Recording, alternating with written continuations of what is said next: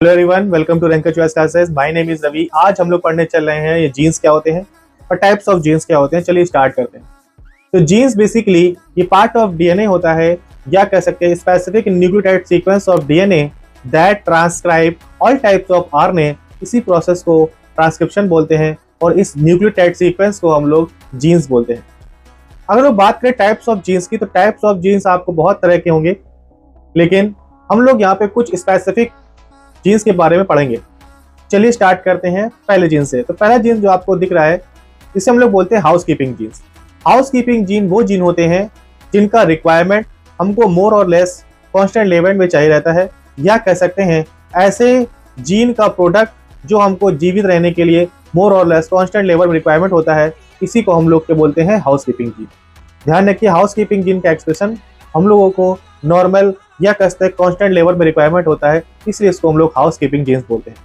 अगर हम लोग बात करें नेक्स्ट जीन की, जिसे हम लोग बोलते हैं रेगुलेटरी जीन, तो रेगुलेटरी जीन ये बेसिकली अदर जीन के एक्सप्रेशन को रेगुलेट करते हैं, इसीलिए इसको हम लोग रेगुलेटरी जीन बोलते हैं। रेगुलेटरी जीन का जो एक्सप्रेशन होता है ये डिपेंड करता है नीड के अकॉर्डिंग। जैसी नीड होगी उस तरह का इसका एक्सप्रेशन देखने को मिलेगा।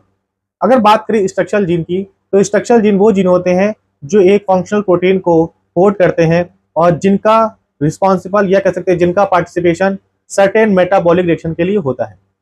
अगर हम लोग बात करें प्रोटो ऑन्कोजीन की, तो प्रोटो ऑन्कोजीन वो जीन होते हैं जो normal cell division, cell growth की रिक्वायरमेंट के लिए चाहिए रहते हैं, इनको हम लोग बोलते हैं प्रोटो ऑन्कोजीन।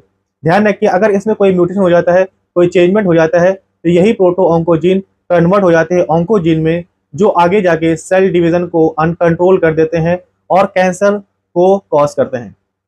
अर्थात हम लोग ये कह सकते हैं प्रोटो ऑन्कोजीन के म्यूटेशन से ऑन्कोजीन का प्रोड्यूस होता है, और ये प्रोडक्शन होने से सेल डिवीजन अनकंट्रोल हो जाता है और कैंसर डेवलप होता है।